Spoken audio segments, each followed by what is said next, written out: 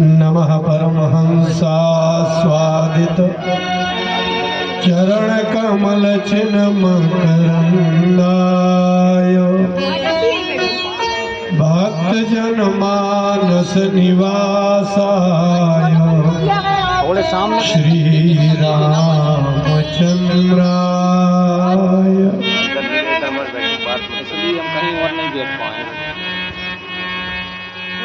कृष्णाय वासुदेवाय हरये परमात्मने प्रणतक्लेशनाशाय गोविन्दाय नमो नमः।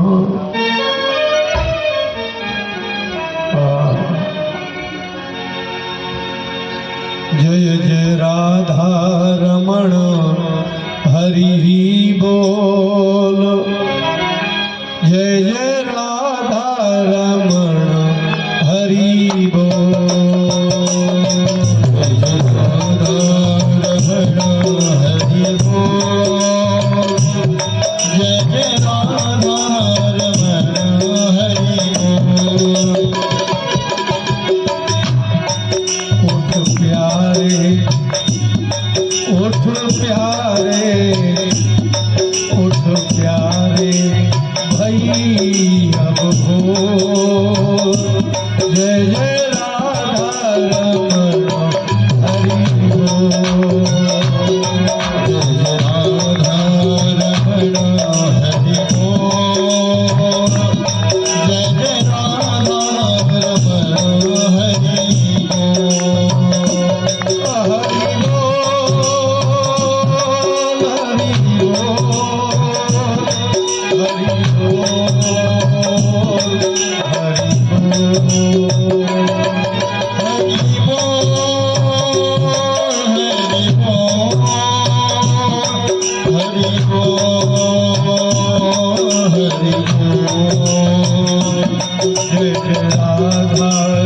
रमण हरि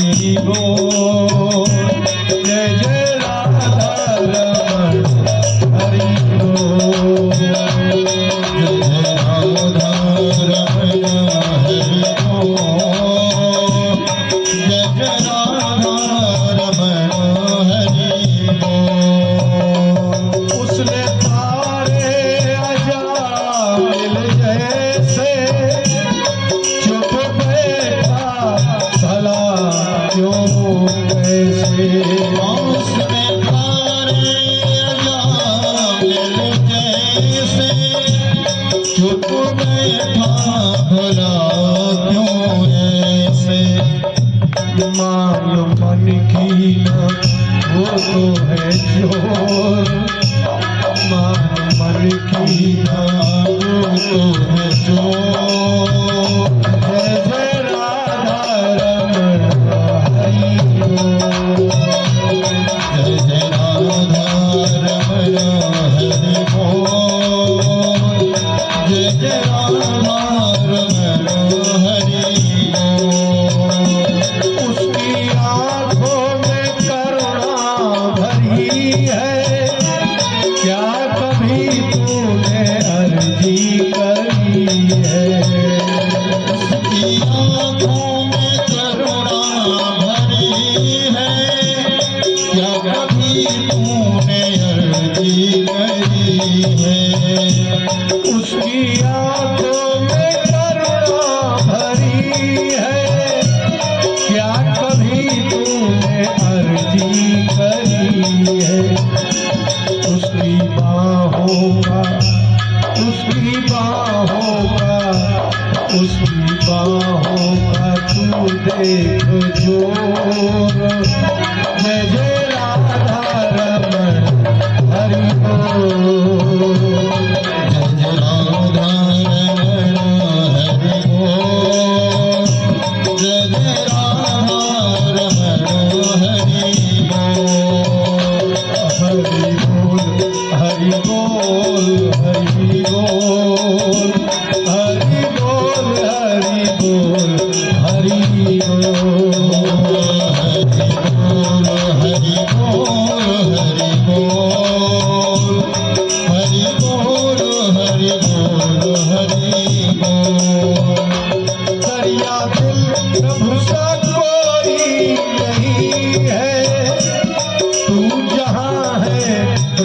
भी वही है।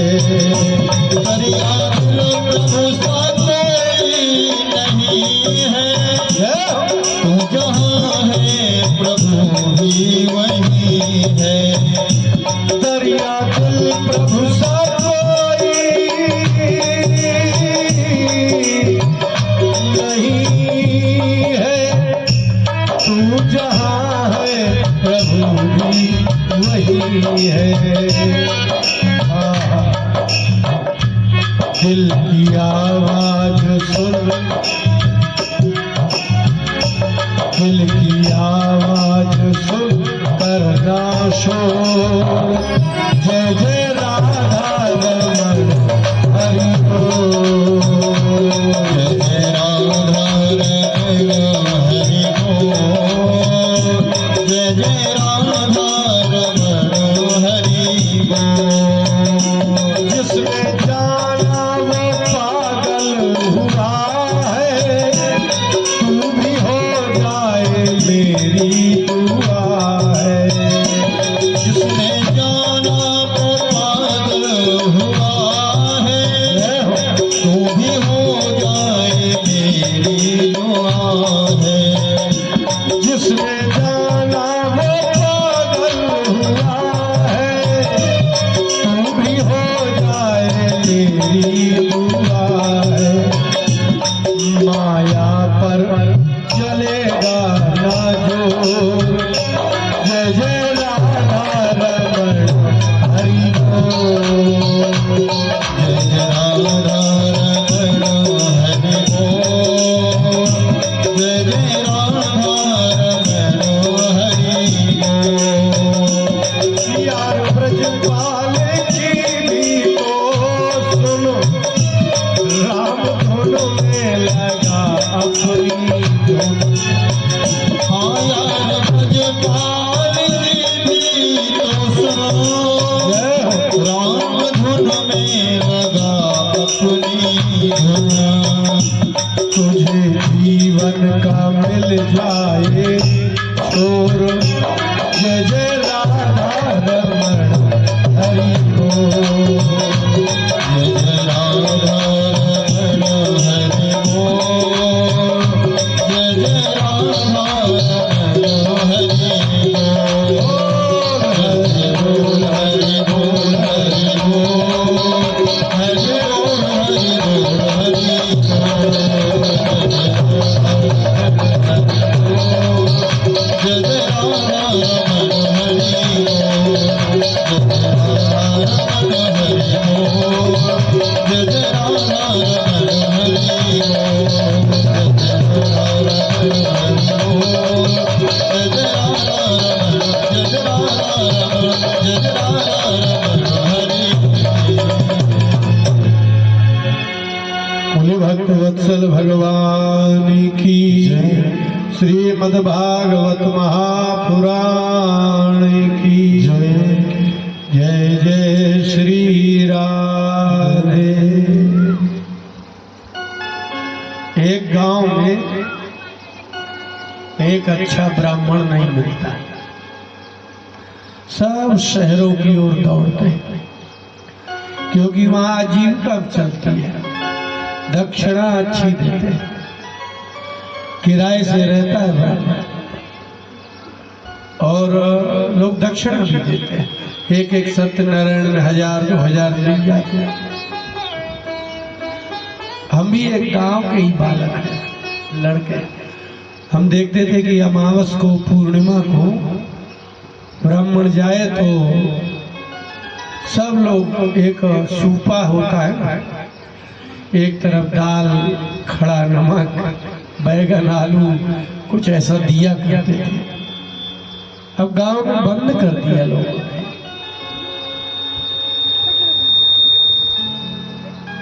इसलिए सारे ब्राह्मण कहाँ पहुंच गए? आपने जंगल नहीं देखा? यदि वहां पानी नहीं मिलता तो पशु चला जाता है जहां पानी होगा और वहीं जाए, पानी भी हो और घास भी हो।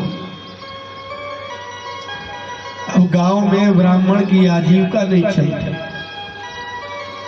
इसलिए ब्राह्मण लोग जिनको बहुत धन कमाने की रहती है इच्छा, वो बहुत पढ़ते हैं, अमेरिका चले जाते हैं,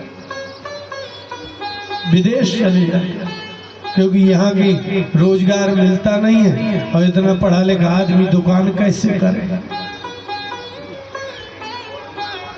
ऐसे ऐसे लोग चले जाते हैं। इसलिए गांव में पहले सीधा पानी हर अमावस पूर्णिमा, हमारी माँ समाप्त हो गई थी, 8 साल के थे हम देखेंगे पिताजी जाएं एक घर में बैठ जाते थे, हम भी चले जाते थे कभी कभी बैलगाड़ी लेके, एक घर में गए, वहाँ उनने पूरी सब्जी, कोई ठाकुर रहते थे, ठाकुर के ही यहाँ रुकते थे, बस एक ही जगह पर लोग आटा दाल और नमक मिर्च लाल वाली ये सारा मसाले सहित देते थे। और यदि एक अमावस पूर्णिमा ब्राह्मण नहीं पहुंचे तो हमारे गांव से आगे रास्ता जाता था तहसील का, वो लौट के आते कहे महाराज इस अमावस आप आए नहीं। जो खेत बोया जाता था तो पहले ब्राह्मण को निकाल देते थे, हम लोग उसको अंजरी कहते थे, और जब खेत कटता था तो उसके पूरी मतलब कटा हुआ गेहूं का बंधा बंधाया दे दिया जाता था, और जब घर आना जाता था तो 20 किलो 25 किलो जो भी हो वो दिया जाता था। माने एक किसान पूरे वर्ष खेती प्रारंभ से लेकर के खेती अंत तक और मध्य अमावस्या पूर्णिमा को अन्नदान करते रहते थे, प्रेम बना रहता था। अब गांव में वो सब समाप्त हो गया, और किसने कर दिया? कोई ये नहीं है। महाभारत में इसलिए युधिष्ठिर को मार्कंडेय ऋषि ने कहा कि युधिष्ठिर तुम धर्म का पालन कर रहे हो, दुर्योधन तो नहीं कर रहा है, इसलिए धर्म का पालन करवाया नहीं जाता। धर्म की रक्षा किसी समूह से नहीं होती, व्यक्तिगत होती है, व्यक्तिगत धर्म है। पत्नी का धर्म व्यक्तिगत धर्म है, माँ का धर्म, पति का धर्म, सब व्यक्तिगत है। यदि कोई माँ, माता पिता, पुत्र, पत्नी अपना स्वयं का कर्तव्य पाले तो धर्म रहे। अब जब सबने छोड़ दिया तो अब कौन पालेगा?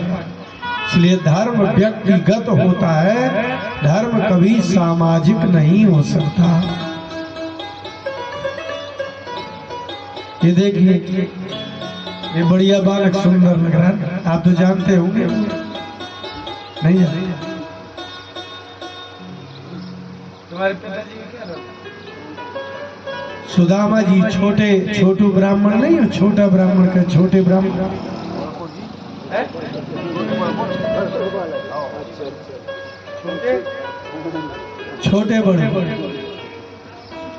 छोटे बड़े वो किनारे में वही पटेल साहब के यहाँ उनका बालक है, अभी वो कारेश्वर से आया। आप देखिए खड़ा करके गांव के बालकों को अपने, और इसको अगर ये यहाँ इस गांव में रहे, ये धर्म की विशेषता हम बता रहे हैं, इसको कुछ नहीं आता, कुछ नहीं आता। सिर्फ ये पाठशाला में इसको समय से जगाया जाता है, नहलाया धुलाया जाता है, और नहला धुला करके पूजा पाठ थोड़ी बहुत कराया जाता होगा, तो अभी उसकी चमक देखिए आप यहाँ के लड़कों से अलग है। इसलिए भगवान ने गीता में कहा स्वल्पमप्यस्य धर्मस्य त्रायते महतो भयात्। थोड़ा सा भी धर्म करोगे तो तुम्हें बड़े से बड़े भय से मुक्ति मिल जाएगी। थोड़ा सा, ये कुछ नहीं कर रहे हैं, गए हैं नहाना धोना भर सीखा है कि सवेरे उठे और नहा धो लिया, उतने में ये चमक है।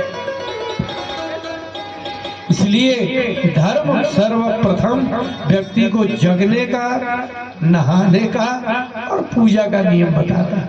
हमारे गुरुजी तो कहते थे तुम सवेरे भर जगने लगो, कभी रोगी ही नहीं हो सकते।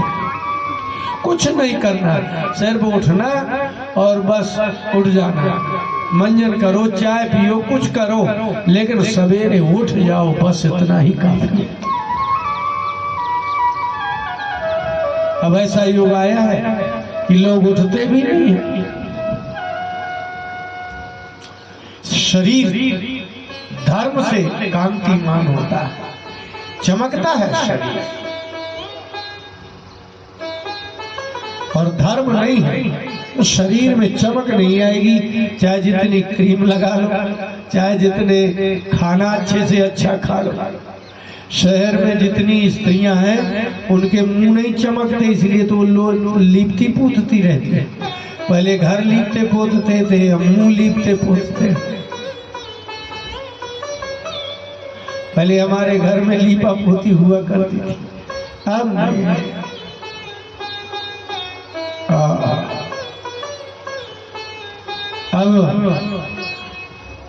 अब एक प्रधान चर्चा है, सिर्फ मात्र प्रधान चर्चा है भगवान की चौथे स्कंद से। और ये क्यों है? इसमें 12 स्कंद है भागवत में, सुन रहे हो? 12 स्कंद। स्कंद समझ लो आप, जैसे रामायण में बाल कांड, अयोध्या कांड, ऐसे तो ऐसे 12 स्कंद माने शाखा। तो 12 है, और 12 में 332 अध्याय है। नवा दशमस्य विशुद्ध्यर्थम नवा नामीह लक्षणम। 10वां स्कंद में भगवान श्री कृष्ण की चर्चा है। 10वें स्कंद में पूरे में भगवान के अलावा किसी की चर्चा ही नहीं है। 9 तक तो ये है, ये राजा वो राजा, कई तरह का प्रकरण है, सृष्टि का है। लेकिन 10वें स्कंद में 90 अध्याय है और उसमें भगवान के अलावा किसी की चर्चा ही नहीं है। लेकिन उस 10वां स्कंद भगवान की चर्चा को समझने के लिए 9 स्कंद लिखे गए। यदि 9 समझ में आएंगे तो ही 10 समझ में आएंगे। दशमस्य विशुद्ध्यर्थम नवानामीह लक्षणम। 9 किस लिए है? बोले 10 समझ में आ जाए। 10वें को समझने के लिए है।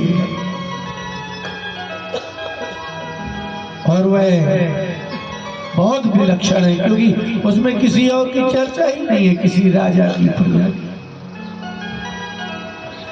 भगवान कृष्ण बड़े हो आए, जैसे आपके बच्चे बड़े होते हैं ऐसे बड़े हुए, क्रम से हुए। इससे बड़ा चमत्कार हुआ। देवकी वसुदेव के यहाँ 4 भुजा धारण करके प्रकट हुए। तमद्भुतम बालकम मम्बुचे क्षणम। शंख चक्र गदा पद्म लेके। और जब देवकी ने कहा कि हमको तो भय लग रहा है, कंस को पता चल जाएगा, तो जब वो बड़े से छोटे हुए तो एक झटके में हो गए, सेकेंड। लेकिन अब जब छोटे हो गए तो अब नहीं बड़े हो सकते, अब तो क्रम से ही होना होगा। जब आप सबके बीच में आ गए तो अब 6 महीने के, साल के, 1.5 साल के, 2 साल के, अब इकट्ठे चतुर्भुज के नहीं हो सकते।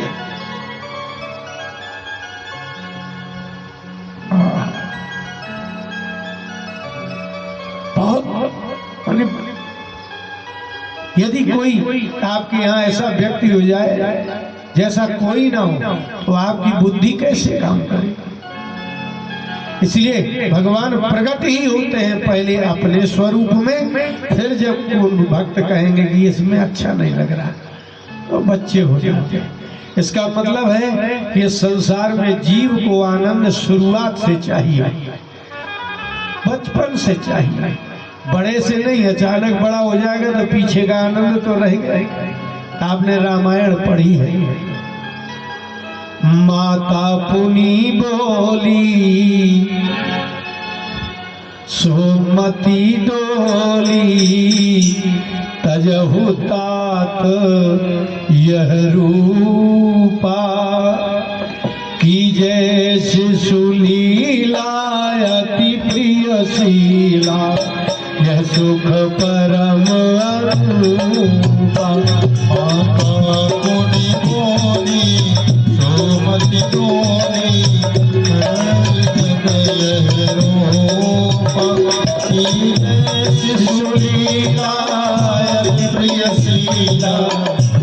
सुख परमो कौशल्या माँ ने कहा कि ये अच्छा नहीं है, यह सुख परम अनुपा की जय शिशु लीला।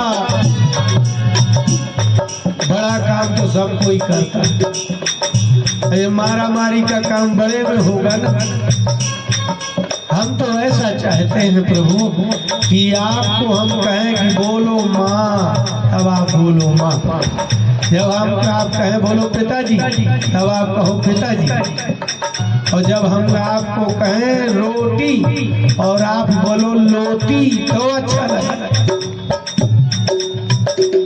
की जय तजहु तात यह रूपा। आप अभी बाप हो, हमारे तात हो। ये सब बच्चा बने या बाप बन के आए, छोड़ो ये रूप, कैसे हो जाए। की जय शिशु लीला अति प्रिय शीला। बच्चा बनो, आप नंगे रहो तब मैं कपड़े पहनाऊं, आप मिट्टी में खेलो तब मैं नहलाऊं, आपकी नाक निकले तो मैं पूछूं, आप थोड़ी उपद्रव करो तो मैं डांटूं। अति प्रिय शीला ये है, इसलिए बचपन का आनंद तो आएगा नहीं, इसलिए अच्छा नहीं लगेगा। की जय शिशु लीला अति प्रिय शीला, यह सुख परम अनुपा। आप क्या है, आपको कुछ ना आया, आपको आग का और पानी का भेद पता न चले। बिल्कुल जैसे आपके बच्चे नहीं होते, उन्हें कुछ पता ही नहीं है, सांप बिच्छू रस्सी मिट्टी जो मिले सो खा ले। आप एक बार मिट्टी खा के तो देखो, पता चलेगा कि यहाँ धरती का आदमी मिट्टी पैदा होते ही क्यों खा लेता है। फिर माँ उसकी अंगुली डालती है मुंह में, और फिर उसको निकालती है। अब आप ऐसे समझदार लड़का बन के आएंगे तो अच्छा नहीं। भगवान बोले मतलब क्या है, इसमें कुछ है ही नहीं। आप एक बार कुछ ऐसा करिए जिससे हमको अच्छा लगे। एकदा गृहदासीषु, एक बार भगवान को ऐसा लगा कि मैं भी ऐसा कुछ करूं कि माँ को लगे कि हाँ कुछ हो रहा है। बालकों के साथ खेलते खेलते थोड़ी बाहर निकले और उन्होंने मृतिका खाई, लेकिन भगवान ने सोचा कि क्या करें, मिट्टी खा करके आनंद दिया जाए। जैसे सब बच्चे मिट्टी खाते हैं ऐसे ही खा लिया। लेकिन जब यशोदा जी से कहा गया तो जैसे आपका बच्चा बोलता है ऐसे ही बोल दिया। ये लोग कह रहे हैं तुमने मृतिका खाई, बोले नहीं। बस यही करते हैं ना आपके बच्चे, झूठ बोलना तो आपके जन्म से आता है, इसलिए तो सिखाना पड़ता भैया सही बोलो। इसका मतलब है आप पैदाइशी झूठे आदमी। झूठ बोलना तो माता पिता कोई सिखाते ही नहीं। आप झूठ कहां से सीखते हो, पैदाइशी होगा ऐसे। ना हम भक्षितवानम, तुमने मृतिका खाई, बोले नहीं खाई। बोले ये सब सर्वे मिथ्याभिशंसिना, जो आदमी झूठ बोलता है उसको अभिशंसी कहते हैं। सब झूठ बोलते हैं, यही होता है ना, आप लोग यही करते हो। अपनी गलती को छिपाने के लिए पहला झूठ बोले, और यदि कोई गवाह हो तो कह देते यही झूठा है, हम तो बिल्कुल सही है। भगवान किसके जैसा करेगा? जब मनुष्यों के बीच में रहेंगे तो किसके जैसा करेगा? भगवान जैसा नहीं कर सकते।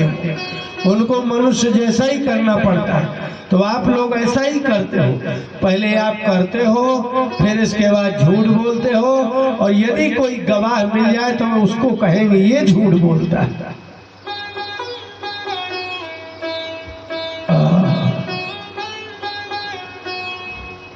लेकिन अब तो पीछे ही पड़ गए लोग। यशोदा ने कहा कि यदि ये सारे ग्वाल बाल झूठ बोलते हैं तो बोलते हो, लेकिन कुमारास्ते गृजोप्ययम्, और तुम्हारे जो बड़े भाई हैं ये भी झूठ बोलते हो। भगवान ने कहा ये तो मर्यादा के खिलाफ हो जाएगा अगर ये कह दे कि ये भी झूठ बोलते हैं। इसलिए यदि गांव के बालक बोलते हैं कि मिट्टी खाई है तो ठीक है, लेकिन बड़े भाई ने कहा अब कैसे कहें? अपने घर की बदनामी तो बचपन से नहीं करना चाहिए। सारे ग्वाल बाल मुंह देख रहे हैं, बोलो बोलो, तो कह रहे हैं ना बलराम जी ने कहा है। कुछ नहीं भैया, कितनी ममता दिखाई भगवान ने अपने भाई की। हम कटनी में रुकते हैं रीठी में। एक दिन जिनके यहाँ रुके थे उसकी लड़की रोने लगी, स्कूल से आई थी। तो उसके छोटे भाई ने पूछा किसने क्या कहा, तो उसने बता दिया। तो हंसिया लेके दरवाजे में बैठा था कि आएगा तो काट डालेगा। अपने भाई के प्रति बड़ी ममता होती है अपनी। भगवान ने दिखा दिया कि मनुष्य ऐसा होता है। तो जब उन्होंने कहा कि तुम्हारे बड़े भाई बलराम बोल रहे हैं तो चुप हो गए। हमारे भैया की बदनामी नहीं हो सकती। यशोदा ने कहा कि एक बार कह दो कि मैंने नहीं खाई मिट्टी। तो बोलेगी अब मैं कुछ कह नहीं सकता। समक्षम पश्चिमे मुखम, चोर की पहली विशेषता मैंने नहीं किया, मेरी जेब देख लो, और चोरी भी किए हो। तो जब ऐसा कहेगा मेरी जेब देख लो, तो आदमी कहेगा अगर की होती तो ऐसा क्यों कहता है। इसलिए कोई बड़े चतुर चोर होते हैं तो कहते हैं भाई ठीक है। अब रिश्तेदारियों में शादियों में जब चोरी हो जाती है ना रुपया या कोई कान नाक के, तो जिसने चोरी की वो सबसे पहले अपना बैग धर देती है और रोने लगती है कि ये देखो हमें चोरी लगा रहे हैं, हम तो आना ही नहीं चाहते थे। हे भगवान हमारी धरती फट जाए। अरे तुम इतनी सीता थोड़ी होगी धरती फट जाए। लेकिन कहती है हे भगवान धरती फट जाए मैं समा जाऊं। अगर फट जाए ना तो बाला निकाल के दे देगी, धरती में नहीं घुसेगी।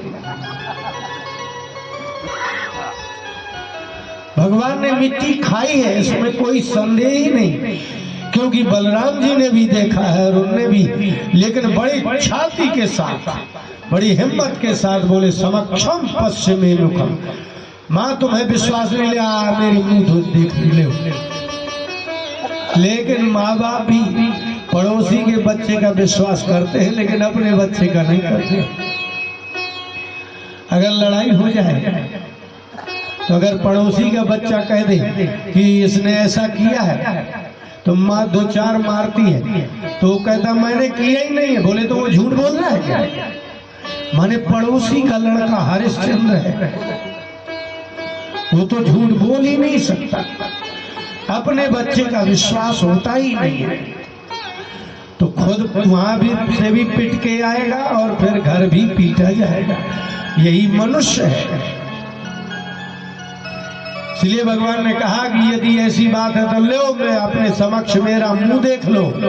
तो यशोदा ने कहा यदि एवं तर ही ब्यादे ही, यदि तुम्हें ज्यादा ऐसा है कि मैंने नहीं खाया तो इसमें चोरी के क्या है, लो खोलो तुम। और खाए तो थे।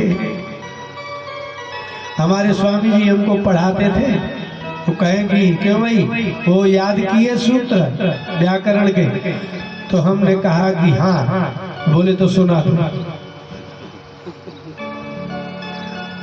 माने बड़े लोग बड़े चतुर होते। अब कृष्ण भगवान अब याद तो था ही नहीं, तो बचने के लिए कह दिया कि हाँ याद कर लिया। बोले तो सुना दो।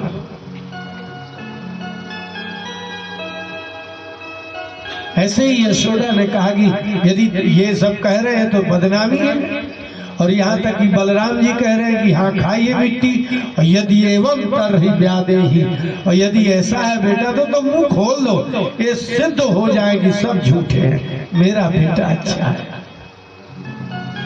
लेकिन सिद्ध नहीं हो सकते। क्यों?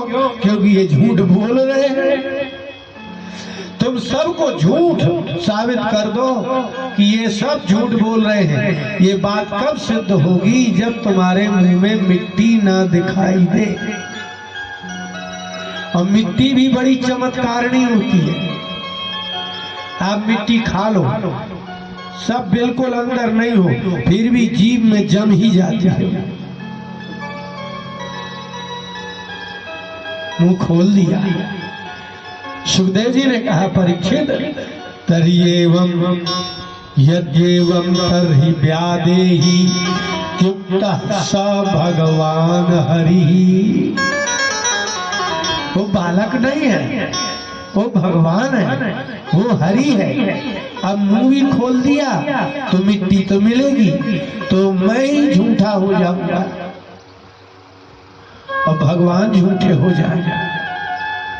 तो संसार तो वैसे ही गाली दे रहा है, भगवान ने ऐसा कर दिया, भगवान ने वैसा कर दिया। करता तो खुद है, लेकिन यदि भगवान ही असत्य सिद्ध हो जाए तो इस संसार के लोग पहले से ही कह रहे हैं कि भगवान नहीं होते। अब तो इनको प्रमाण मिल जाएगा कि भगवान झूठ बोलते हैं। आजकल के लोग जो रामायण पढ़ते हैं बिना गुरु के पढ़ते हैं, इसलिए कहते हैं कि शूर्पणखा के लिए भगवान ने कहा है कुमार लोग मोर लघु भ्राता। भगवान ने झूठ क्यों बोला कि लक्ष्मण जी मेरे कुमारे हैं? हम तो छाती ठोक के कहते हैं कि राम जी ने झूठ बोला है। बोलते हैं झूठ, क्यों नहीं बोलेंगे? क्योंकि जब तुम्हारे जैसा नाटक करेंगे तो तुम्हारे ही जैसा करना पड़ेगा। झूठ का नाटक करना हो तो क्या करना पड़ेगा? झूठ बोलना पड़ेगा। इसलिए राम जी ने बोला, हम नहीं खींचातानी करते। वाल्मीकि रामायण में स्पष्ट लिखा है। इसलिए रामचरितमानस पढ़ने वाले अगर वाल्मीकि रामायण नहीं पढ़ते तो उनको उसका अर्थ नहीं पता है। भगवान ने कहा कि लक्ष्मण हमें तुम्हें अब ये हंसी मजाक हो चुका, तैयार रहो, क्योंकि ये परिहास था। जब मजाक करेंगे तो हंसे बोले। खोलो। भगवान ने कहा व्यादत्ता व्याहत ऐश्वर्या। शब्दों पर तिवारी जी ध्यान दीजिएगा, हम बोलते हैं। अब एक शब्द पहले ऊपर लिखा सुखदेव जी ने, इत्युक्तः स भगवान हरि। ऊपर लिखा है कि यशोदा ने कहा कि मुंह खोलो यदि ऐसी बात है, तो सुखदेव जी ने बोला भगवान हरि ही। यहाँ भगवान और हरि हो गया। अब नीचे कह रहे हैं व्यादत्ता व्याहत ऐश्वर्या क्रीडा मनुज बाल कहा। मनुज बालक, क्रीडा मनुज बालक। अब ये मनुष्य का बालक बने हैं, इसलिए यशोदा ने कहा कि मुंह खोलो, लेकिन वो है कौन? भगवान हरि ही। जैसे चौपाइयों का एक एक शब्द गौर करते हैं, आप अर्थ करते हैं संस्कृत में। इसलिए सुखदेव जी ने कहा कि राजन वो भगवान है और बने क्या है? क्रीडा मनुज बालक। इसमें क्या खाली बिंदी लगा दो तो संस्कृत बन जाएगी। बाल कहा मनुज बालक।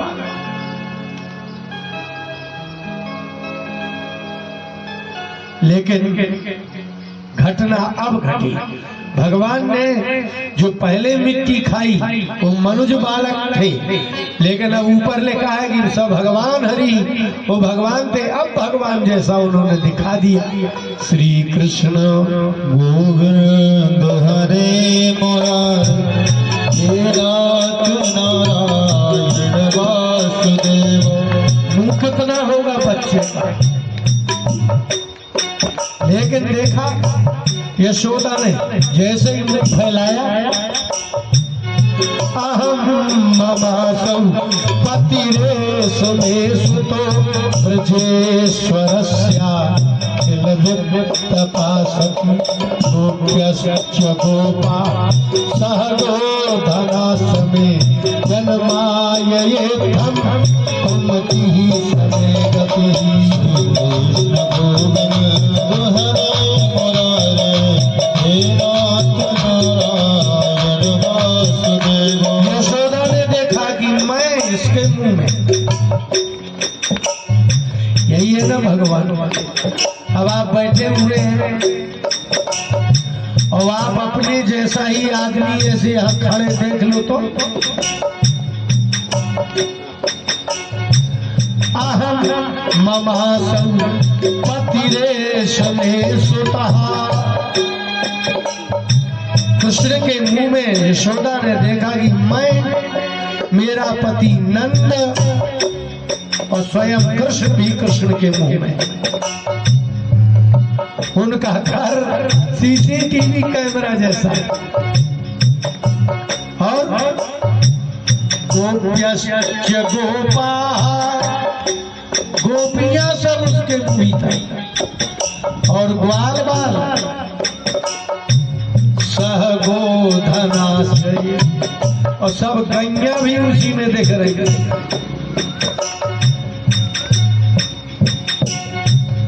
यन्माययेत्थं कुमतिः समे गतिः। आँख बंद कर ली, सिर पकड़ के बैठ गई कि मैं यशोदा, सृष्टि में मेरी जैसी कौन हो सकती। अरे ये तो वही गाय है जो हमारे गौशाला में है, मेरे पति नंद, ये मेरी कुमति हो गई, क्या है, मेरी बुद्धि खराब हो गई, क्या हुआ? सवेरे का समय है, क्या ये स्वप्न आ रहा है? किम स्वप्न तो देव माया, किम वा मदीयो पत बुद्धि मोहा। क्या ये कोई देव माया है कि मेरी बुद्धि का मोह है? यदि आदमी की बुद्धि चकरा जाए तो चक्कर आने लगते, उसको सब घूमते दिखता है। अब देखिए यशोदा को ये नहीं लग रहा है कि ये भगवान है, लग रहा है ये तो कोई देव माया है, क्योंकि उसने तो देखा है पूतना से शुरुआत हुई थी, तो राक्षस जिस दिन से कृष्ण हुए उस दिन से राक्षस ही राक्षस आ रहे। लगता है किसी ने ऐसी माया कर दी कि इस बालक के मुंह में मैं, मेरा पति, मेरी गाय, ग्वाल बाल गोपियां, सब जिन गोपियों से कृष्ण प्रेम कर रहे हैं वो सब गोपियां मुंह में है उसे। आप गीता पढ़ेंगे ना, अर्जुन को भगवान ने दिखाया कि भीष्म पितामह इत्यादि उनके दांतों में फंसे। जैसे आप भोजन करते हैं ना तो पालक और भिंडी खाते हैं तो दांतों में फंस जाती है, ऐसे पूरी सेना दुर्योधन और पांडवों की सेना दांतों में पालक भिंडी जैसी फंसी। अथो अमुष्यैव ममार्भकस्य यः कश्चन उपपत्तिकयात्मयोगः। गोविंद हरे मुरारे हे नाथ नारायण वासुदेव। हे नाथ नारायण वासुदेव। हे नाथ नारायण वासुदेव। श्री कृष्ण गोविंद हरे मुरारे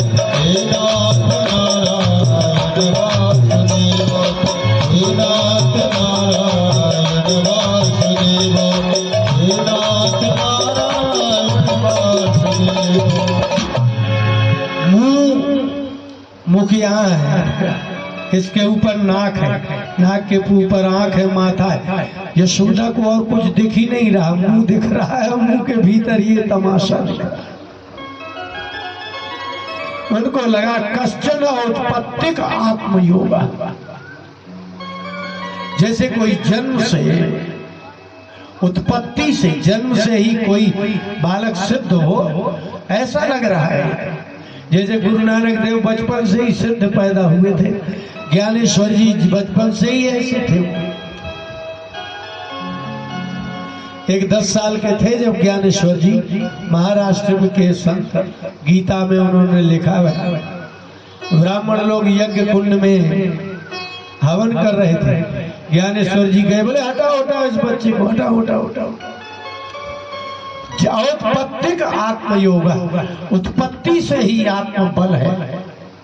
कोई ये बालक मेरा कौन हो सकता है, कोई सिद्ध होगा। तो ज्ञानेश्वर जी बोले हमको क्यों भगा रहे हो? बोले हटो, तुम्हारा यज्ञ पवित्र नहीं हुआ, यज्ञ में नहीं रह सकते। बोले तो क्या वेद मंत्र बोलने से कोई बहुत बड़ी बात है क्या? वो तो भैंसा भी बोलता है। ये है उत्पत्ति का आत्मयोग। भैंसा को कहा आया भाई, और वहां खड़ा करके और भैंसा से ज्ञानेश्वर जी ने कहा बोलो ये जो मंत्र बोलते हैं बोलो। भैंसा ने बोलना शुरू कर दिया वेद मंत्र। इसको कहते हैं औत्पत्तिक आत्मयोग। इसलिए यशोदा ने कहा लगता है मेरे यहाँ कोई सिद्ध महापुरुष पैदा हो गया जो इसके मुंह में मैं दिखाई दे रहे। ऐसे गुरु नानक देव जी को कहा गया था कि जाओ खेत में चिड़िया भगाना। हो गया, उन्हीं का ये शब्द है, राम की चिड़िया राम का खेत है। खाओ चिड़ियों भर भर पेट। चिड़िया आई खा रही थी, पिताजी आए बोले तुम यही रखा रहे हो। बहुत दुखी हुए, बोले ऐसा बालक पैदा हुआ है, उसने सब पूरा खेत का खेत चिड़ियों से चरवा लिया। लेकिन जब काटने का समय आया तो गुरु नानक देव बड़े छोटे थे। नानक माने होता है छोटा, गुजरात में कहा जाता है नानकड़ा, छोटा। पंजाबी भाषा में नानक बोलते हैं। तो उन्होंने कहा खेत काटने नहीं जाना, तो बोले क्या काटने जाए जब तुमने सब खिला दिया। बोले उसे काट लाओ। यदि चिड़ियों पक्षियों पशुओं का भगवान ध्यान देते हैं तो क्या मनुष्य का ध्यान नहीं देंगे? ऐसे ही खड़ा खेत कटवा लाए, ऐसे ही उसका गहना शुरू कर दिया। और जब अनाज निकला तो भूसा में से इतना अनाज निकला जितना गांव में किसी का नहीं निकला। इसको कहते हैं औत्पत्तिक आत्मयोग, जो जन्म से सिद्ध पुरुष है। इसलिए यशोदा को लगा कि लगता है कोई सिद्ध पुरुष है ये, इसके मुंह में मैं, मेरे ग्वाल बाल गोपी सब दिख रहे हैं, ये क्या है?